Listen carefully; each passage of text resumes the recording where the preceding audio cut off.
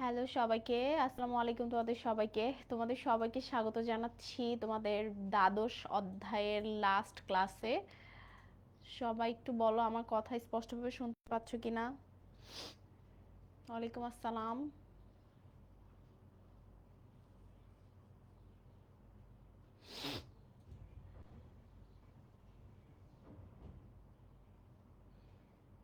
ঠিক আছে, আচ্ছা। তোমাদের এই অধ্যায়টা তো অলরেডি শেষ, এটা রিভিউ ক্লাসও হয়ে গেছে। আজকে জাস্ট সৃজনশীল দেখিয়ে প্রমাণ করে দিব যে যেগুলো আমি বলেছিলাম এতদিন যে সৃজনশীল থেকে আসে সেগুলোই আসবে। সাথে যেহেতু এটা আজকে রিভিউ ক্লাস, সো আজকের ক্লাসে হচ্ছে বেশ কিছু দিক নির্দেশনামূলক কথা থাকবে। মাইক মিউট করা না, মাইকে তো কথা হচ্ছে, আনমিউটই করা আছে।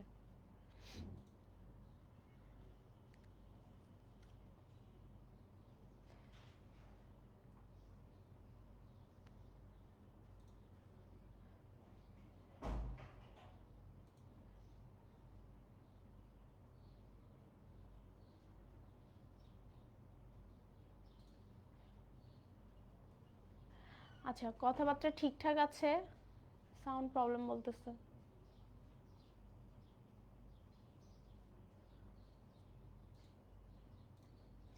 তোমাদের কি সাউন্ডে মানে শব্দ শুনতে সমস্যা হচ্ছে না, স্পেসিফিক্যালি কোন জায়গায় সমস্যা হচ্ছে?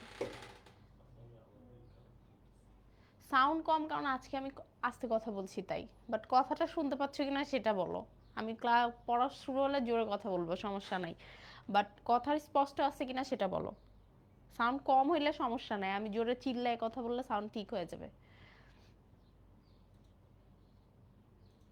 বাট সাউন্ড মানে ওকে আছে কিনা সেটা বলো।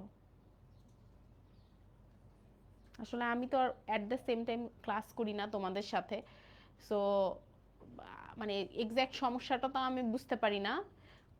কম সমস্যা ইজ নট সমস্যা, বাট হচ্ছে সাউন্ডের আদার সমস্যা সমস্যা সেটা।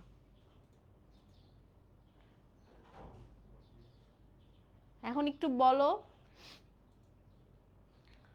যে কথা ঠিক আছে কিনা। আর যাদের বেশি সমস্যা মনে হচ্ছে তারাই, আমি অলওয়েজ বলছি ফেসবুকে ক্লাস করবা, যেহেতু অ্যাপে সমস্যা হয়, যাদের অপশন আছে ফেসবুকে ক্লাস করা তারা ফেসবুকে ক্লাস করবা। ঠিক আছে, ক্লিয়ার আছে, থ্যাংক ইউ সো মাচ। আচ্ছা, সো আমি যে কথাটা বলি, আজকে যেহেতু আমার এই অধ্যায়ের লাস্ট ক্লাস, এরপরে তোমাদের 11 অধ্যায় তোমাদের সাদমান ভাইয়া নিবে, এরপরে 14 অধ্যায় আমি নিব, তারপর লাস্টে 13 অধ্যায় তোমাদের সাদমান ভাইয়া নিবে। এইভাবে আমাদের ক্লাস 10-এর যে সিলেবাস আছে পুরোটা আমরা শেষ করে দিব তোমাদের প্রি টেস্ট পরীক্ষার আগেই। কারণ এপ্রিল মাসে যেহেতু এই 11 অধ্যায় বা 12 অধ্যায় শেষ হয়ে যাচ্ছে, সো মে মাসে 11 অধ্যায়, অ্যান্ড হচ্ছে জুন জুলাইয়ের মধ্যে অবভিয়াসলি তোমাদের 13-14 দুটো অধ্যায় শেষ হয়ে যাবে। আর 13 বিশেষ করে 14 অধ্যায়টা তো অনেক ছোট, সো এটা আমার পড়াতে বেশ কম সময় লাগবে। আর 11 বা 13 এরকম এমন আহামরি বড় চ্যাপ্টার না। এরপরে 11 অধ্যায়ের ক্লাস হবে, তোমরা যেমনটা চাইছিলে, 11 অধ্যায় অনেক করে চাইছিলা, সো 11 অধ্যায়ের ক্লাস হবে। আমি একটু কিছু কথা মেনশন করে দিই। আমাকে অনেকে ইনবক্স করছিলা যে আপু এই অধ্যায়ের বংশগতির পার্টটা ঠিক আছে, বাট বিবর্তন অর্থাৎ জৈব বিভক্তির যে পার্টটা আছে, ডারউইনের যে পার্টটা আছে, এটা হচ্ছে খুব বোরিং লাগে, এটা পড়তে গেলে হচ্ছে খুব বিরক্ত লাগে, তো এটা কি পড়বো নাকি এটা হচ্ছে বাদ দিব। তো এখানে এক বাক্যে অ্যান্সার দেওয়া যায় না যে পড়ো নাকি বাদ দাও। প্রথম কথা খুবই ক্লিয়ার, এখান থেকে শর্ট কোশ্চিন আসবেই পরীক্ষা, এটা আমি মানে একদম গ্যারান্টি দিয়েই বলছি, একদম আসবেই শর্ট কোশ্চিন। যে আমাদের জৈব বিভক্তি অংশ থেকে কিছু না কিছু একটা শর্ট কোশ্চিন দিবে। আধা ছাদা করে পড়ে ওই অংশটা কোনো লাভ হবে না, কারণ তুমি যদি মানে জাস্ট পড়ার জন্য পড়ো, ওখান থেকে তুমি এমসিকিউও পারবা না, ওখান থেকে তুমি শর্ট কোশ্চিনও পারবা না। তো ওইখান থেকে এক্স্যাক্টলি তোমাকে শর্ট কোশ্চিন এবং হচ্ছে এমসিকিউ যদি পারতে হয় তাহলে ওই অংশটা পড়ার মতো করে পড়তে হবে, বুঝার মতো করে বুঝতে হবে, শেখার মতো করে শিখতে হবে। আদারওয়াইজ ওখানকার কোশ্চিনের অ্যান্সার করা যায় না। যদি না আসে না আসে, আবার আসলেও অনেক অপশন আছে, কারণ তোমাকে 7টার মধ্যে 5টা কোশ্চিন লিখতে হবে, ওখান থেকে একটার বেশি কোশ্চিন আসবে না। কিন্তু কথা হচ্ছে একটা জিনিস বুঝতে হবে, সব অধ্যায় অল্প অল্প করে পড়া যাবে না। হ্যাঁ, প্রত্যেকটা চ্যাপ্টার অল্প অল্প করে পড়া যাবে না। তুমি যেই চ্যাপ্টার পড়বা, আমার খুবই ভালো করে মনে আছে তোমাদের এই সেম বইটাই 2018 সালে, সরি 16 সালে আমি পড়ছি, আমার খুবই ভালো করে মনে আছে। আমি 14টা চ্যাপ্টার পড়ে গেছিলাম না পরীক্ষার হলে, ঠিক আছে? স্পেশালি 5 এবং 6 নম্বর চ্যাপ্টার তো আমি ঠিক মতন পড়ছিলামই না, আমার খুবই ভালো করে মনে আছে। তো তারপরও আমি আলহামদুলিল্লাহ একদম বেস্ট রেজাল্টটা করে আসছি। এবং আমার হিস্ট্রি যদি তোমাদেরকে আমি বলি, আমি কোনো সাবজেক্টেরই সব অধ্যায় পড়ে যাই না। তোমরা এটাকে পজিটিভ বা নেগেটিভ যা ইচ্ছা করে নাও, but I will tell you, এই সিচুয়েশনটা যখন ইউনিভার্সিটিতে উঠে আমি অ্যাপ্লাই করছি, আমার দেখা দেখি আমার বাকি 70টা ব্যাচমেট অ্যাপ্লাই করছে। কেন করছে আমি বলি। তোমাদের মতো বয়সে স্টুডেন্টদের ওই গাটসটা থাকে না যে আমি হচ্ছে সব চ্যাপ্টার না পড়ে যাব, এই গাটসটা তোমাদের মতো বয়সে থাকে না। ইন্টারে আসলে বাধ্য হয় মানুষ, মানে শেষ করতে পারে না, সেই জন্য এরকম মানে সিচুয়েশন হয়ে যায়। বাট ইউনিভার্সিটিতে উঠে মানে আমি তো সেম প্যাটার্ন পিচ্চিকাল থেকেই ফলো করে আসছি। তো ইউনিভার্সিটিতে অবভিয়াসলি আমি এই প্যাটার্নই ফলো করছি। তো আমার ব্যাচমেটরা আমি একদম মানে জোর গলায় বলতে পারি আমার এই প্যাটার্ন ফলো করছে। তো আমি এইটার একটা সিচুয়েশন তোমাদেরকে আমি আজকে বলে দিচ্ছি, কারণ সামনের দিনগুলো তোমাদের জন্য অনেক ক্রুশিয়াল। এবং মোস্ট ইম্পর্টেন্ট পার্ট হচ্ছে তোমাদের কিন্তু ফুল সিলেবাস। শর্ট সিলেবাসের পরে একটা ব্যাচ যখন ফুল সিলেবাসে পরীক্ষা দেয়, কেন জানি ওদের পরীক্ষাটা খারাপ হয়। ঠিক আছে? তো আমি কিছু কিছু মানে বিভ্রান্তি এখানে দূর করে দিচ্ছি। একবার ক্লাসে দাঁড়ায়ে আমি বলছিলাম যে তোমরা সব চ্যাপ্টার পড়ার দরকার নাই, যেই যেই চ্যাপ্টারগুলো তোমাদের কাছে প্রয়োজন মানে পড়বা, ভালো করে পড়বা। আমি তোমাদেরকে ওই সিনারিওটা ক্লিয়ার করে বলছি। তো কল সেন্টারে ফোন আসছিল, ঠিক আছে? একজন অনেক হচ্ছে মানে কি বলবো, একদম সচেতন অভিভাবক ফোন করে বলেছিল যে টিচার ক্লাসে এই কথা বলছে যে সব চ্যাপ্টার পড়া লাগবে না। তো এইটা স্টুডেন্টদের মনে খুবই নেগেটিভ ইম্প্যাক্ট হচ্ছে মানে ক্রিয়েট করে, এবং স্টুডেন্টরা হচ্ছে পড়তে চায় না। তো তখন তো আসলে আমার তো সুযোগ হয় না, আমি তো জাস্ট কল সেন্টার থেকে এই অভিযোগটা আসছে, এটা যেহেতু আমার ক্লাস রিলেটেড, তো আমার পর্যন্ত এই অভিযোগটা আসছে। বাট আমি এই কনসেপ্টটা যখনই এখন থেকে ক্লাসে বলি, আমি এই সিচুয়েশনটা আমি যেটা হয়েছিল আই হ্যাভ দ্য গাটস যে আমি সেটা শেয়ার করি অ্যান্ড রেসপেক্টিভলি আমি একটা কথা বলে দিই। সেটা হচ্ছে বায়োলজির ক্ষেত্রে তোমাদের সাথে আমার আবার হয়তো 20-25 দিন পরে দেখা হবে, হ্যাঁ? ততদিনে তোমাদের পরীক্ষা আরো অনেক কাছে চলে আসবে। সো এই জন্য এই কথাটা আমি বলে দিচ্ছি। বায়োলজিতে 14টা চ্যাপ্টার আছে। একটা স্টুডেন্টের পক্ষে 14টা চ্যাপ্টারই 100% পড়ে, 100% পড়ার অর্থ হচ্ছে 14টা চ্যাপ্টারের যে কোনো একটা চ্যাপ্টার আমি নিব, সেই চ্যাপ্টার থেকে আমি তোমাকে যেই সিকিউ দিব তুমি ভালো পারবা, যেই শর্ট কোশ্চেন দিব তুমি ভালো পারবা, যে এমসিকিউ দিব তুমি ভালো পারবা। এইটা হওয়া পসিবল না, অবশ্যই না, কোনোভাবেই না। আর যদি কেউ পড়েই ফেলায়, পরীক্ষার হল পর্যন্ত গিয়ে অ্যাপ্লাই করা আরও পসিবল না। তো প্রথমে আসতেছে যে এটা পসিবলই না 14টা চ্যাপ্টার ইকুয়াল প্রায়োরিটি দিয়ে পড়া। সো যেটা করতে হয়, ম্যাক্সিমাম স্টুডেন্ট কি করে, এই 14টা চ্যাপ্টারের প্রত্যেকটা চ্যাপ্টার থেকে গ ঘয়ের জন্য অংশ পড়ে, অথবা কোনো একটা সাজেশন ফলো করে যে এই অংশগুলো ইম্পর্টেন্ট, সো এই অংশগুলো আমি পড়ে যাই।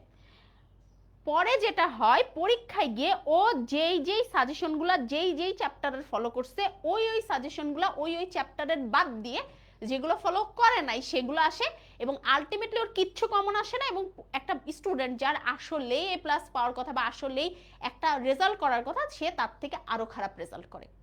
অন দ্য আদার হ্যান্ড, আমার মেথড যারা ফলো করবা সেটা হচ্ছে যে কোনো সাবজেক্টের তোমার হাফ মানে 14টা থেকে 7টা চ্যাপ্টার তুমি, অর্থাৎ 50% সিলেবাস তুমি এমন করে কভার করবা, ওখান থেকে যাই তোমাকে দেয়া যাক না কেন তুমি 100-এ 100 অ্যান্সার করতে পারবা। ঠিক আছে? 100-এ 100 তুমি অ্যান্সার করতে পারবা। এইভাবে তোমাকে 7টা চ্যাপ্টার পড়তে হবে। তো এই জায়গায় ঝামেলাটা বাদে যে স্টুডেন্টরা বুঝতে পারে না, তখন আমাকে এসে কোশ্চেন করে, আপু তাহলে 7টা চ্যাপ্টার আমি কোন চ্যাপ্টার 7টা পড়বো? আমার মনে আছে আমি 9-এও এই কথাটা একবার বলেছিলাম, আমি আবারও আজকে বলে দিচ্ছি যে 7টা চ্যাপ্টারের মধ্যে কোন চ্যাপ্টারগুলো তোমার আসলেই উচিত না বাদ দেওয়া।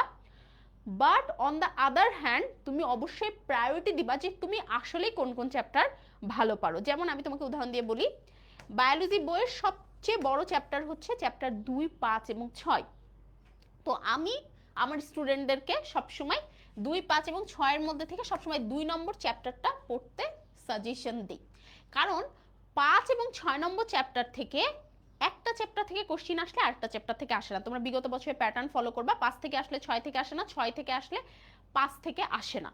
তো আমি সেই জন্য সবসময় 2 থেকে দিই। বাট অনেক সময় দেখা যায় অনেক স্টুডেন্ট বলে যে আপু আমি 5 চ্যাপ্টারটা ভালো পারি বা 6 চ্যাপ্টারটা ভালো পারি।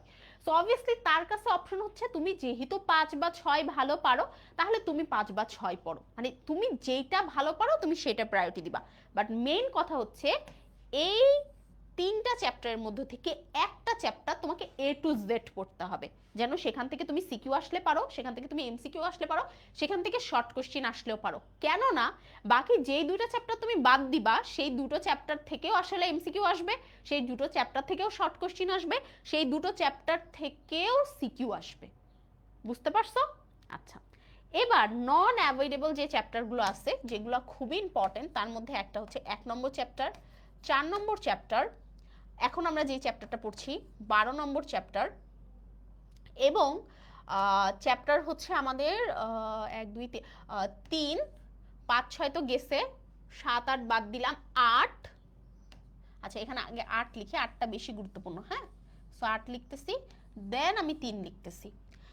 তো 1 2 3 4 5 6, আর আরেকটা চ্যাপ্টারের নাম যদি আমাকে লিখতে বলা হয় আমি 13 অথবা 14 অথবা 11 লিখবো।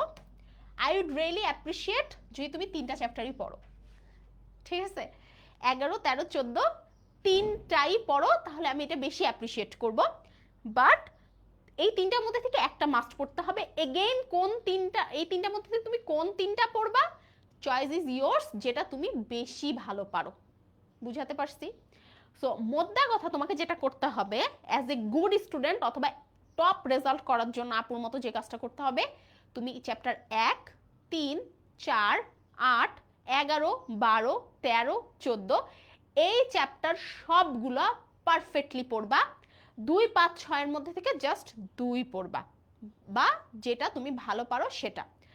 এখন প্রশ্ন আসবে এই চ্যাপ্টারগুলো যদি তুমি ভালো পারো তোমার কি কি কভার হয়ে যাবে আমি বলি। তোমার সিকিউ 100% কভার হবে, অর্থাৎ সিকিউ অ্যান্সার তুমি করতে পারবা। তোমার এসকিউ কভার হবে, ইয়েস তোমার এসকিউ কভার হবে। কারণ কেন কভার হবে? কারণ এসকিউ এর মধ্যে তোমার যে অংশটা আছে, যে 7টার মধ্যে 5টা কোশ্চিন, এটা তোমার কভার আসলে হয়ে যাবে। ঠিক আছে? আচ্ছা একটা মিনিট, ইয়ে হয়ে গেছে। ওকে, হ্যাঁ, সো এটাও তোমার হচ্ছে কভার হয়ে যাবে। লাস্ট সবাই যেটা অনেক বেশি প্রশ্ন করতেছো আমাকে এখন, সেটা হচ্ছে আপু এমসিকিউর কি হবে। আচ্ছা একটু ক্লিয়ার করি, এখানে আমরা কয়টা চ্যাপ্টার পড়ছি? 1 2 3 4 5 6 7 8 9। আমি 7টা বলছিলাম, সেখানে আমি 9টা চ্যাপ্টার বলে ফেলাইছি। তুমি যদি ভালো করে পড়ো তাহলে তুমি এটা লিখে নাও যে 25টা এমসিকিউর মধ্যে তোমার 20টা এমসিকিউ কভার হবেই হবে। এই 9টা চ্যাপ্টার থেকে তোমার 20টা এমসিকিউ অনায়াসে কভার হবে। তোমাকে জাস্ট মেক শিওর করতে হবে এই 20টা এমসিকিউ তুমি পারতেছো। বাট রিয়েলিটিতে যেটা হবে, এখানে গিয়ে পরীক্ষার হলে দেখবা যে চ্যাপ্টার তুমি পড়ে যাওনি সেখান থেকে তুমি 2টা এমসিকিউ কোনো কারণে পারছো, আবার যেটা পড়ে গেছো সেখান থেকে তুমি 2টা এমসিকিউ পারছো না। সো মিক্স অ্যান্ড ম্যাচ হয়ে আলটিমেটলি তুমি 18 থেকে 20টা এমসিকিউ পারবা। এখন রিয়েলিটি এটাই, 25টার মধ্যে 25টা এমসিকিউ পারার জন্য বইয়ের আনাচে কানাচে লাইন টাইন সব কিছু খুব ভালো করে পড়তে হয়। সো বাদ বাকি যে চ্যাপ্টারগুলো থাকবে, যদি আমাদের প্রিপারেশন খুবই ভালো হয়ে যায় অ্যান্ড এই যতগুলো কথা বললাম এগুলো আমাদের প্রপারলি ডান হয়ে যায়, তাহলে আমরা বাদ বাকি চ্যাপ্টারগুলো রিডিং পড়বো জাস্ট এমসিকিউ পারপাসে, এবং হচ্ছে দাগিয়ে দাগিয়ে রিডিং পড়বো। ডান, এইভাবেই করতে হবে। ঠিক আছে? এসকিউর জন্য অবভিয়াসলি ফুল বই না। এসকিউর জন্য কেন ফুল বই হবে? 7টার মধ্যে 5টা পারতে হবে। তুমি মনে করো 7টা কোশ্চিন আধা ছাদা পারছো, বাট যে স্মার্ট সে 5টা কোশ্চিন বেস্ট পারে, বাকি যে দুটো পরীক্ষায় কোশ্চিন আসছিল ও হয়তো ওর মানে ওই কোশ্চিনটা লিখতে দিলেও 5টা শব্দও লিখতে পারবে না। 5টা শব্দ কি বাদ দাও, ও একটা শব্দও লিখতে পারবে না, বাট রেজাল্ট তো ভালো ওই করবে, কারণ ও 5টা, যেটা টিচার তো জানবেও না যে বাকি দুটোও পারতো কি পারতো না। বুঝতে পারছো? একজন লিখছে মাত্র 20টা, পরীক্ষা শেষ করে এসে বইল। এই যে এই যে তোমার মতোই আমি সবসময় গুড স্টুডেন্টদের সারাউন্ডে ছিলাম, আমার আশেপাশের ফ্রেন্ডরা, ওদেরকে যখন বলা হতো না যে পরীক্ষায় না তুই হচ্ছে 20টা এমসিকিউ পাওয়ার টার্গেট নিবি, ওদের মাথা গরম হয়ে যেত, আরে 20টা এমসিকিউ পাওয়ার টার্গেট নিব কেন, আমি তো 25টায় 25টা পারি। হ্যাঁ তুমি 25টায় 25টা পারবা, কেন?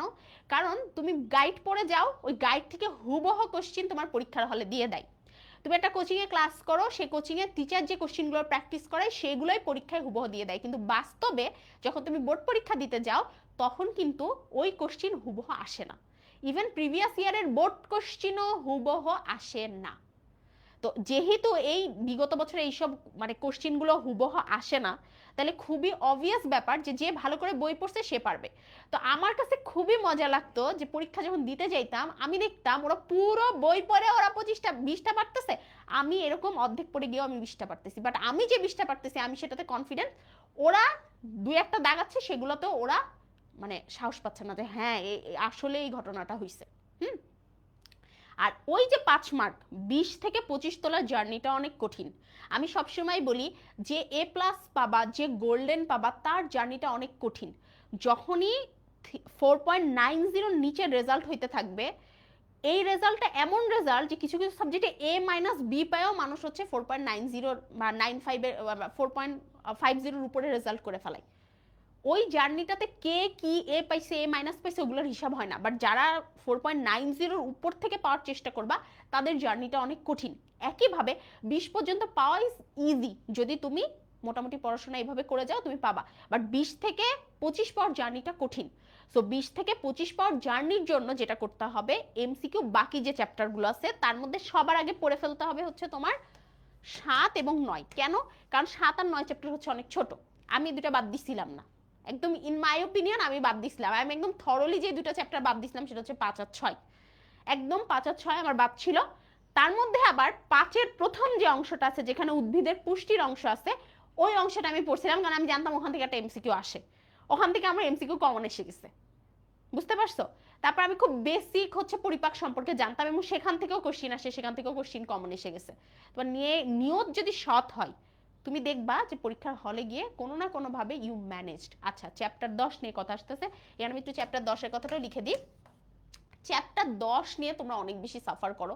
চ্যাপ্টার 10-এর ক্ষেত্রে এমসিকিউ এর যে পার্টটা আছে, যে হরমোন কোন হরমোন কি কি হয় এখান থেকে একটা এমসিকিউ আসে, এখানে you have to work hard, nothing else.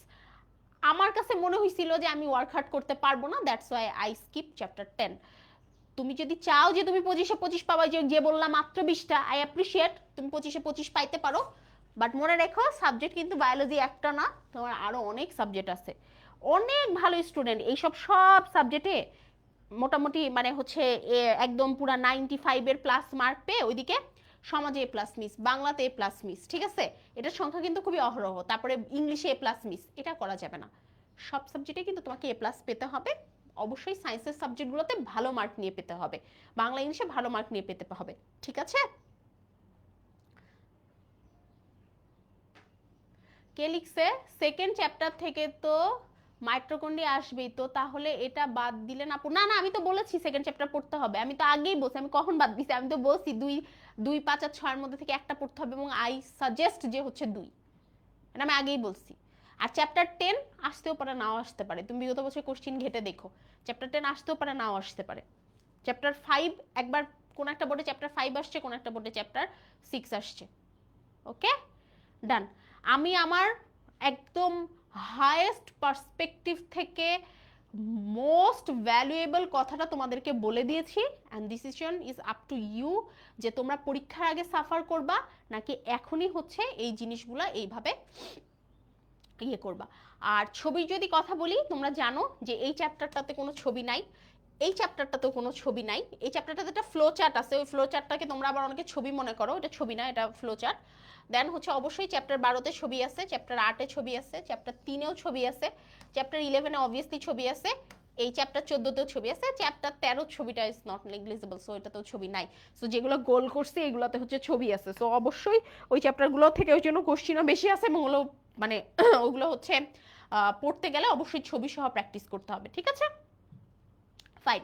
R SSC পরীক্ষায় ভালো রেজাল্ট করার জন্য টার্গেট হবে সিকিউ, এসকিউ, নট এমসিকিউ, এটা যেন মাথায় থাকে। যে কোনো বোর্ড পরীক্ষা ভালো করতে গেলে টার্গেট হবে সিকিউ, এসকিউ, নট এমসিকিউ। ওকে? কারণ পরীক্ষায় 25-এ 25 পাওয়ার মতো এমসিকিউ হাজারবার প্রি টেস্টে, টেস্টে, মডেল টেস্টে সব জায়গায় পাওয়া যেতে পারো। বোর্ড পরীক্ষায় গিয়ে এমসিকিউতে 25-এ 25 পাওয়া এটা ন্যাচারাল কোনো থিং না, কারণ বোর্ড পরীক্ষার কোশ্চিন হচ্ছে হুবহু কমন আসে না। ডান। সো আমি এখন দেখাই দিব যে এই চ্যাপ্টার থেকে আমাদের হচ্ছে যেই মানে ব্যাপারগুলো আছে সেগুলো। সো এইটারই ধারাবাহিকতায় এই চ্যাপ্টারের ওই অংশটা আমি বলে দিই যে ডারউইনের ওই অংশটা থেকে আমাদের হচ্ছে এসকিউ আসবে, একটা এমসিকিউ আসতে পারে, বোর্ড ওয়াইজ ভ্যারি করবে বাট এমসিকিউ আসতে পারে। সো যদি তুমি এইভাবে প্যাটার্ন ফলো করে পড়ো তাহলে আমি অবশ্যই বলবো ডারউইনের অংশটা একটু বুঝে পড়তে।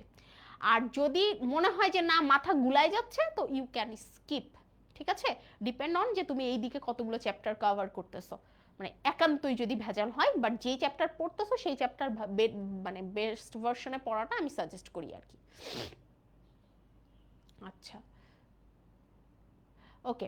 সো এরপরে আচ্ছা আজকে ক্লাসে আমি কয়েকজনের একটু নাম নিব, আমি আজকে ক্লাসে কয়েকজনের নাম নিব, আমি আগে এটা শেষ করে নিই তারপর আমি নামটা নিচ্ছি।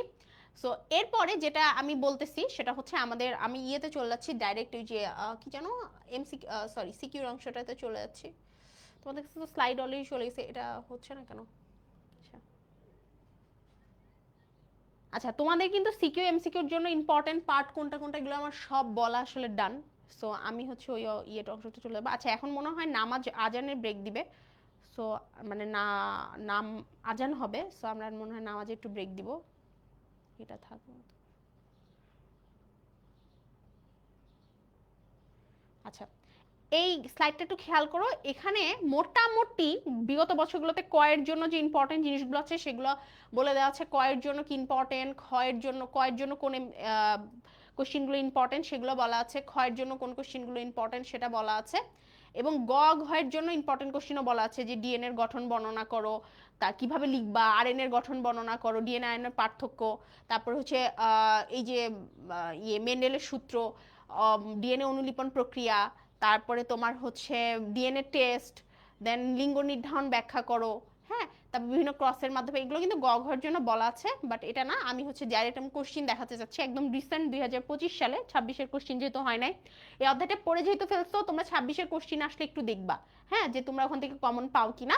তো আমি এখন নামাজে ব্রেক দিয়ে দিচ্ছি, এরপরে আমি হচ্ছে সৃজনশীলটা মিলাই দিব যে হ্যাঁ এই সৃজনশীলগুলাই কিন্তু বারবার হচ্ছে আসছে, ঠিক আছে, এই যে বারবার কোন সৃজনশীল সে প্যাচনশীর মতো দেখতে, মডেলটির গঠন বিশ্লেষণ করো, কে এটা, ডিএনএ এর গঠন বিশ্লেষণ করো, উদ্দীপকে উল্লেখিত শেষ উক্তিটি বিশ্লেষণ করো, জীবের চারিত্রিক বৈশিষ্ট্যের প্রকৃত ধারক এবং বাহক জিন, এটা বিশ্লেষণ করতে বলছে। এই টাইপের কোশ্চেন কিন্তু তুমি ডাইরেক্ট পড়ো নাই, এগুলো কিন্তু তুমি ঘুরায় প্যাচায় পড়ছো, তো এইগুলো আমি তোমাদেরকে সবই বলবো। তো আমি একটা ব্রেকে যাচ্ছি, এখন হচ্ছে 6টা 23 বাজে, 6টা 35 পর্যন্ত দিই ব্রেক, ঠিক আছে, ফাইন, 6টা 35 ইজ ওকে। কয়টা পর্যন্ত দিব সেটা বলো, 25 বাজতেছে, 40 পর্যন্ত দিব,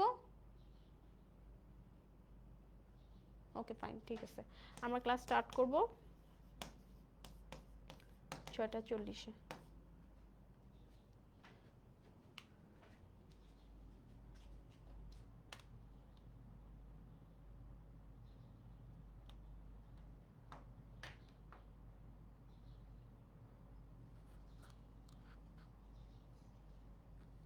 এই দেখো আমার ফোনে মাগরিবের টাইম দেখাচ্ছে, দেখছো,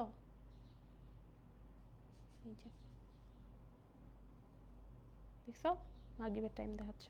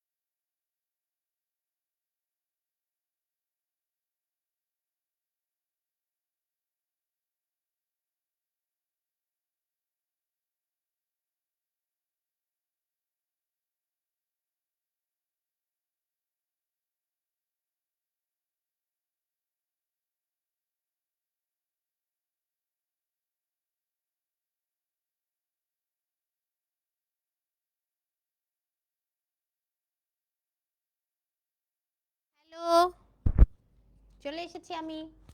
আচ্ছা, তো চলো আমি একটু দেখাই দিই কুইক করে। আচ্ছা দেখো, যখন এরকম টাইপের কোশ্চিন আসে, এগুলো কিন্তু খুব অ্যান্সার তোমরা জানো যে এই যে মডেলটির গঠন ব্যাখ্যা করা। আমি আর কয়েকটা কোশ্চিন দেখাই, তারপরে আমি যেটা বলতে চাচ্ছি সেটা বলবো। সেটা হচ্ছে এই যে এম এর চিত্রসহ গঠন ব্যাখ্যা করো, মানবের লিঙ্গ নির্ধারে এন এর ভূমিকা বিশ্লেষণ করো। ব্যাপার হচ্ছে ঘটনাগুলো কখন ঘটে জানো, মানে ডাইরেক্ট তোমাদেরকে যে কোশ্চিনগুলো আমি বলে দিছি দ্যাটস ফাইন, বাট যখন এই টাইপের কোশ্চিনগুলো আসে যে উদ্দীপকে উল্লেখিত শেষ উক্তিটি বিশ্লেষণ করো, এই টাইপের কোশ্চিন যখন আসে যেখানে লেখা যে এটি জীবের চারিত্রিক বৈশিষ্ট্যের প্রকৃত ধারক ও বাহক, মানে ডিএনএ জীবের চারিত্রিক বৈশিষ্ট্যের প্রকৃত ধারক এবং বাহক, এই লাইনটা ব্যাখ্যা করতে হবে। এখন তোমরা যখন ফার্স্ট টাইম এই জিনিসটা শুনতেছো যে তোমাকে একটা জাস্ট লাইন ব্যাখ্যা করতে হবে যে ডিএনএ চারিত্রিক বৈশিষ্ট্যের ধারক ও বাহক, আসলে কিভাবে ব্যাখ্যা করবা? এখানেই ব্যাপারটা আসে যে যারা একটু স্মার্ট তারা অল্প পড়েও যে ভালো রেজাল্ট করে, এই জায়গাটায় সেই স্মার্টনেসের পরিচয়টা আসে।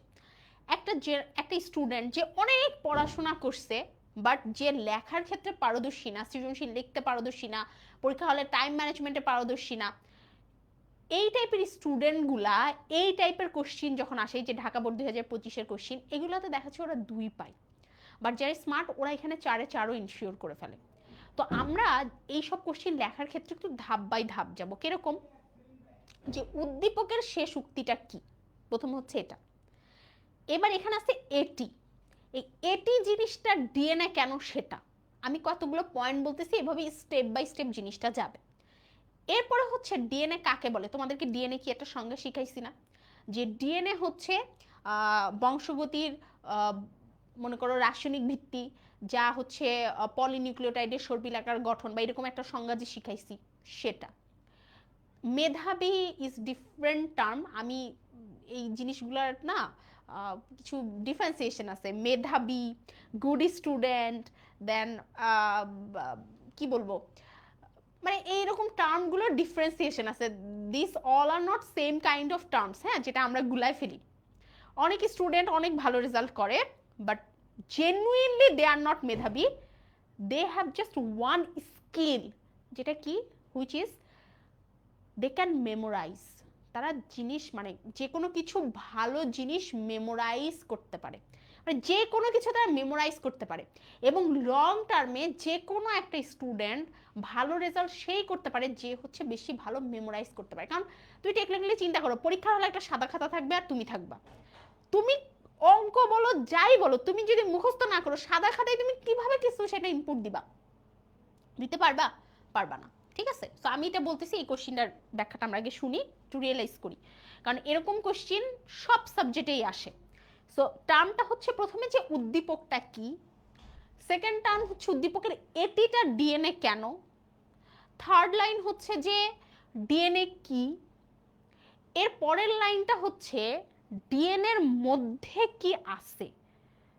তো প্রথমে আসবে ক্রোমোজোম, মানে আমরা যে ওই যে একটা ধারাবাহিক যে বিশ্লেষণটা আছে, ক্রোমোজোম মানে নিউক্লিয়াস, নিউক্লিয়াসে ক্রোমোজোম, ক্রোমোজোমে আছে ডিএনএ, ডিএনএতে আছে জিন। এই যে একটা ছবি, যেটা তোমরা সবাই জানো যে ছবিটা কেমন দেখতে, খেয়াল করো, আমি জাস্ট দেখানোর জন্য আঁকতেছি, আমার ছবি এত ভালো হবে না, ঠিক আছে?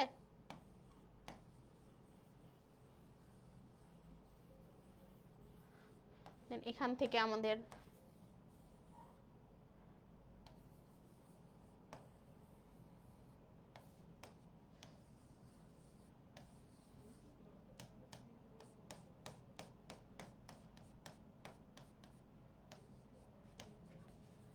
তারপরে তুমি জাস্ট চিহ্নিত করবা ডিএনএ, ক্রোমোজোম, আর একটু ভালো করে চিহ্নিত করো, আমি জাস্ট দেখাচ্ছি। হ্যাঁ, ফাইন। এই যে এই ব্যাপারগুলো যে আছে, একটা ছবি যেটা আঁকা আসলে খুব সহজ এবং তুমি পারো, কিন্তু পরীক্ষার হলে গিয়ে আঁকতে হবে এবং ওই সময়ে এই মাইন্ডসেটটা নিয়ে যাওয়া যে হ্যাঁ এটা একটা ছবি হইতে পারে যেখানে আমি দেখাইতে পারবো যে আসলেও ডিএনএটা হচ্ছে বংশগতির ধারক ও বাহক। কিভাবে?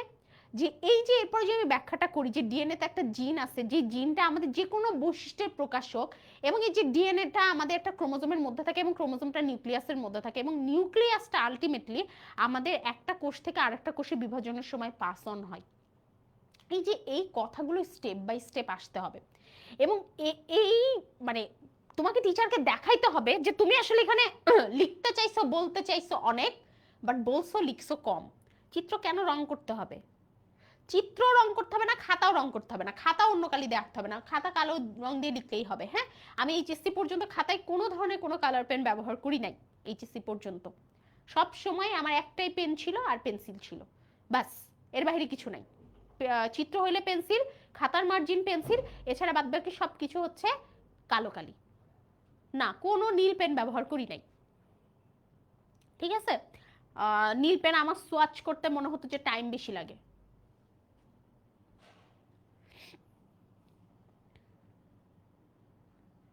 আচ্ছা ফাইন।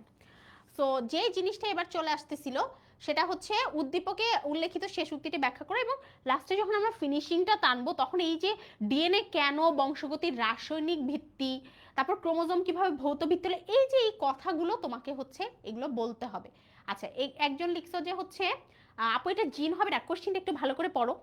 কোশ্চিনে লেখা আছে সাইদুল বিজ্ঞান মেলায় গিয়ে একটি মডেল দেখলো যা দেখতে পেঁচানো সিঁড়ির মতো গঠন, এবং জানলো যে এটি, তো জানলো যে এটি, এটি মানেই তো হচ্ছে ডিএনএ, ডিএনএর মধ্যে জিন থাকে।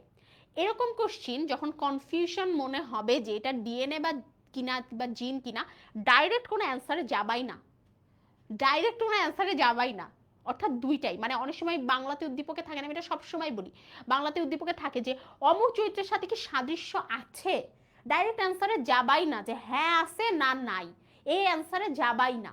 অনেকে এই অ্যান্সারটা আশেপাশে মানুষের কাছে শোনার খুব চেষ্টা করে। দেখো তুমি যে গল্প পড়ে আসছো ও একই গল্প পড়ে আসছে, পরীক্ষার হলে বসে তোমার যে সেন্স কাজ করবে তোমার পাশের স্টুডেন্টের ওই একই সেন্স কাজ করবে। সো তুমি যে ওকে জিজ্ঞেস করতেছো যে সাদৃশ্য আছে কি নাই, দ্যাট ডাজন্ট ম্যাটার। সৃজনশীলের মেইন প্যাটার্ন হচ্ছে যদি সাদৃশ্য হ্যাঁ বলো তাহলে হ্যাঁটা আছে এটা প্রুফ করতে হবে, যদি সাদৃশ্য না বলো তাহলে নাটা আছে এটা প্রুফ করতে হবে। সো ডাইরেক্ট হ্যাঁ বা না মন্তব্যে না গিয়ে কথাটা একটু সামঞ্জস্যপূর্ণ, অনেকটাই মিল সম্পন্ন, অপর দিকে দেখা যায় যে এইগুলো অমিল আছে, এই টাইপের লিখতে হবে। সৃজনশীল মানে ডাইরেক্ট কোশ্চিনের অ্যান্সার না। ঠিক আছে, ওকে ফাইন। তো আমরা এরকম কটা কোশ্চিন দেখি। সেটা হচ্ছে বাবুলের চাকরি না হওয়ার বংশগত কারণ। আচ্ছা কেন, কারণ হচ্ছে ও হচ্ছে কালার ব্লাইন্ডনেস। সো কালার ব্লাইন্ডনেসের যে কনসেপ্টটা আছে, যে ঘটনাটা আছে সেটা। বাবুলের মার উপস্থিত কার্যকলাপ কি যৌক্তিক, এখানে অবশ্যই লিঙ্গ নির্ধারণের যে চার্টটা আছে এবং সেখানে কিভাবে বাবার শুক্রাণুগুলা হচ্ছে গঠন হচ্ছে, মায়ের ডিম্বাণু গঠন হচ্ছে, এবং সেখানে কিভাবে ডিফারেন্ট ডিফারেন্ট শুক্রাণু ডিম্বাণু গঠন হচ্ছে, এগুলা দিয়ে তোমাদেরকে এটা বলতে হবে। তো তুমি যতগুলো এখানে কোশ্চিন দেখো না কেন, আমি তোমাদেরকে এগুলো সব পড়াই দিছি। এই যে 24 সালে কোশ্চিন চলে আসছে, 25 সাল দেখাই দিছি, সবগুলো কোশ্চিনই আমি তোমাদের কিন্তু অ্যান্সার করে দিয়েছি। সো তোমরা আমাকে একটু প্রশ্ন করো এই অধ্যায় নিয়ে যে তোমাদের কার কোন বিষয় নিয়ে এই অধ্যায়ে পার্টিকুলারলি সমস্যা আছে। ঠিক আছে, আমি একটু পানি খাই, একটু কোশ্চিন করো। তাহলে বন্ধুর থেকে যে দেখে লিখে এসবের কি হবে? দেখো, বন্ধুর থেকে সিকিউ দেখে লেখার জিনিস না, এটা বুঝতে হবে। বন্ধুর থেকে শুধু এমসিকিউ শুনতে হবে, একদম মানে অনেস্ট একটা স্টুডেন্ট হিসাবে তোমাকে আমি বললাম, তোমার টিচার হিসাবে না, একদম তোমার বড় আপু হিসেবে বলো বা একটা স্টুডেন্ট হিসেবে বলো, একটা গুড সাজেশন যদি আমাকে দিতে বলো তাহলে এটা যে বন্ধুর থেকে এমসিকিউ শুনে লিখতে পারো। বন্ধু থেকে যে কোনো সাবজেক্টের সিকিউ দেখে লেখার মতো বিষয় না, ম্যাথে দুই একটা আটকে গেলে দেখা যাইতে পারে, আদারওয়াইজ বায়োলজি, বাংলা, ধর্ম, তারপরে ওই যে বাংলাদেশের বিশ্ব পরিচয়, এগুলো দেখার মতো না। জিনোটাইপ ফিনোটাইপ ভুল হয়, জিনোটাইপ জিন মানে জিন, এই যে টি টি বিবি এক্স ওয়াই জেড, এইগুলো হচ্ছে জিন। আর ফিনো, ফিনো মানে হচ্ছে যেটা বাইরে থেকে ফিল করতে পারতেছো, যেরকম আমার চেহারা, আমার চুল বাইরে থেকে ফিল করতে পারতেছো না, দ্যাটস কল ফিনোটাইপ, যেটা বাইরে থেকে ফিল করা যায়। ঠিক আছে, কিন্তু 4 মার্কের উত্তরের শুরুতে তো হ্যাঁ বা না লিখতে হয়। তোমাকে কে বলেছে 4 মার্কের উত্তরের শুরুতে হ্যাঁ বা না লিখতে হয়? কে এই নিয়মটা তোমাকে বলেছে? আমি আজ পর্যন্ত কোনোদিন কোনো 4 মার্কের উত্তরের শুরুতে হ্যাঁ বা না লিখি নাই। আমার রেজাল্ট তো বলে না যে হ্যাঁ বা না লিখতেই হইতো, তাইলে তো আমাকে কেটে দিত অ্যান্সার। তুমি হ্যাঁ বা না ডাইরেক্ট লিখবাই না, যেখানে কনফিউশন হবে সেখানে, যেখানে কনফিউশন হচ্ছে না সেখানে লিখতে পারো, বাট যেখানে কনফিউশন হবে সেখানে হ্যাঁ বা না লেখার দরকার নাই। উদ্দীপককে ঘাটাবা, যে কোনো সৃজনশীল লেখার টেকনিকই হচ্ছে ফার্স্ট 3 লাইন 4 লাইন 5 লাইন উদ্দীপককে ঘাটাবা, ঠিক আছে?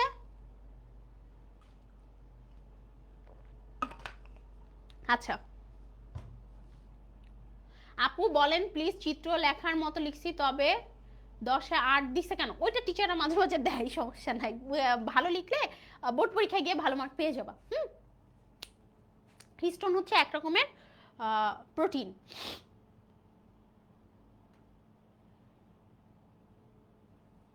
মেন্ডেলের পরীক্ষা না বুঝলে মেন্ডেলের ক্লাসটা একটু দেখে নিবা, ওটাতে অনেক সুন্দর করে 2 বার বুঝিয়েছি।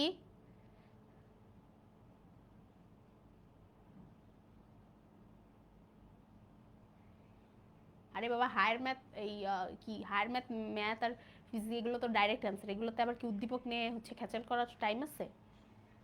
তোমরাও না। আচ্ছা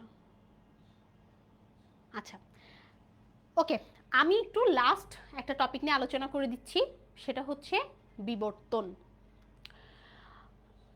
কারণ আমার আমার কিন্তু তোমাদের সাথে আর একটা অধ্যায় নিয়ে দেখা হবে, যেটা হচ্ছে 14 অধ্যায়। আদারওয়াইজ আর ইন দ্য মেন টাইম তোমাদের যে কোনো ধরনের গাইডলাইন সব কিছু নিয়ে গ্রুপ অথবা আমার ইউটিউব চ্যানেলগুলোতে আমি অ্যাক্টিভ থাকবো। তাছাড়া তোমাদের সাথে আমার আবার 14 চ্যাপ্টারে দেখা হয়ে যাবে। আচ্ছা ফাইন, সো আমি যেটা বলতেছিলাম সেটা একটু মনোযোগ দিয়ে শোনার চেষ্টা করি, বোঝার চেষ্টা করি, জানার চেষ্টা করি। যেটা হচ্ছে বিবর্তন। আচ্ছা, সো বিবর্তন জিনিসটা কি আমি একটু বলি তোমাদেরকে, শোনো, মন দিয়ে শুনবা। বিবর্তন এটা হচ্ছে অনেক দিন ধরে চলে আসা একটা ধারাবাহিক প্রক্রিয়া, যেটা কোনো একটা জীবের মধ্যে পরিবর্তন ঘটায়। কিন্তু কথা হচ্ছে একটা জীব দীর্ঘদিন ধরে নিজেকে পরিবর্তন কেন করছে? অ্যান্সারটা খুবই সিম্পল, ওই জীবটাকে পরিবেশের সাথে অ্যাডজাস্ট করতে হয়। পরিবেশ সবসময় তার পরিস্থিতির অনুকূলে, মানে তার পক্ষে থাকে না, পরিস্থিতি ম্যাক্সিমাম সময় তার বিপরীত পক্ষে চলে যায়। সে বেঁচে থাকার জন্য ডারউইনের তত্ত্ব যেটা বলে সার্ভাইভাল অফ দ্য ফিটেস্ট, মানে যোগ্যতমের জয়, যে সবচেয়ে বেস্ট সে এই পৃথিবীতে সার্ভাইভ করবে। সো এই কারণে ওকে অ্যাডাপ্টেশন করতে হয় অ্যাজ লাইক আওয়ার সোসাইটি। তুমি যদি চিন্তা করো যে এই যে যদি হঠাৎ করে বলে যে আগামীকালকে এসএসসি পরীক্ষা হবে, যে এটা নিয়ে খেচাল না করে যে এটার সাথে অ্যাডজাস্ট করতে পারবে তারই কিন্তু পরীক্ষার রেজাল্ট ভালো হবে, আর যে পারবে না সে কিন্তু বিলীন হয়ে যাবে। তো এখানে অনেকগুলো টার্ম চলে আসে, সেটা হচ্ছে অভিযোজন, মানে পরিবেশের সাথে খাপ খাওয়ানো। তারপর হচ্ছে প্রাকৃতিক নির্বাচন, অর্থাৎ যে পরিবেশের সাথে খাপ খাওয়াতে পেরেছে পরিবেশ তাকে নির্বাচন করবে এবং তাকে এই পরিবেশে রাখবে, আর যে খাপ খাওয়াতে পারেনি তাকে এই পরিবেশ থেকে ফালাই দিবে। বুঝাতে পেরেছি? তোমরা কি বুঝতে পেরেছো আমার কনসেপ্টটা? এই কথাগুলোই ডারউইন বলে গেছে যে জীব ধীরে ধীরে পরিবর্তন হয়, অভিযোজনের মানে নিজের সাথে পরিবেশের সাথে খাপ খাওয়ানোর জন্য পরিবর্তন হয়, এবং যারা পরিবর্তন হয় তাদেরকেই ন্যাচারাল সিলেকশন অর্থাৎ প্রাকৃতিক নির্বাচনের মাধ্যমে এই পৃথিবীতে রাখা হয়, বাকিরা বিলুপ্ত হয়ে যায়। এবং এই পরিবর্তন হতে হতে এমন এক সময় এমন একটা সিচুয়েশন হয়ে যায় যখন দেখা যাচ্ছে একটা আলাদা প্রজাতিও তৈরি হয়ে যায়।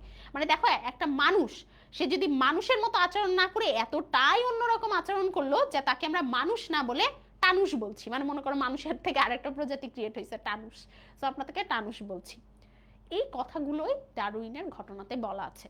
এখানে আছে আন্তঃনির্বাচন, অন্তঃপ্রজাতিক সংগ্রাম, এই টার্মগুলো আছে, অর্থাৎ একই প্রজাতির মধ্যে সংগ্রাম, ভিন্ন দুই প্রজাতির মধ্যে সংগ্রাম, এগুলো বিভিন্ন রকম টার্ম হচ্ছে এখানে আছে। ওকে ওকে ঠিক আছে, সো সবাই অনেক ভালো থেকো, সুস্থ থেকো। আজকের ক্লাসটা এখানেই শেষ করে দিচ্ছি। যে কোনো সমস্যায় গ্রুপে আমাকে হচ্ছে কোশ্চিন করবা, আমার ইউটিউব চ্যানেল আছে, আমার ইনবক্স আছে, সব কিছু আছে, সব জায়গায় তোমরা যে কোনো কোশ্চিন করবা। আমি সব সময় তোমাদের পাশে গাইডলাইন দেওয়ার জন্য ওপেন আছি। এখন তো আসলে 26 ব্যাচকে অনেক বেশি প্রায়োরিটি দেওয়া হচ্ছে, নেক্সট কিন্তু তুমি আর মাত্র 1 মাস পরে দেখবে প্রায়োরিটি তোমাদের দিকে হচ্ছে শিফট হয়ে যাবে। সো তারপরে হচ্ছে ইনশাল্লাহ আমরা এমসিকিউর জন্য বই ভালো করে পড়তে হবে, ঠিক আছে? তারপরে ইনশাল্লাহ আমরা খুব সুন্দর করে টেস্ট পরীক্ষা দিয়ে আবার এসএসসি জার্নিটা খুব সুন্দর করে পারবো আশা করি। সবাই একটু পড়াশোনা করো, তোমাদের কিন্তু ফুল সিলেবাস, নাহলে লাস্ট মোমেন্টে এসে তোমাদের অনেক প্রেশার হয়ে যাবে, এটা মাথায় রেখো। ইনশাল্লাহ নেক্সট অধ্যায়ের ক্লাসে তোমাদের সাথে আমার আবার দেখা হয়ে যাবে। ততক্ষণ পর্যন্ত অনেক ভালো থেকো, সুস্থ থেকো। আসসালামু আলাইকুম সবাইকে এবং আল্লাহ হাফেজ।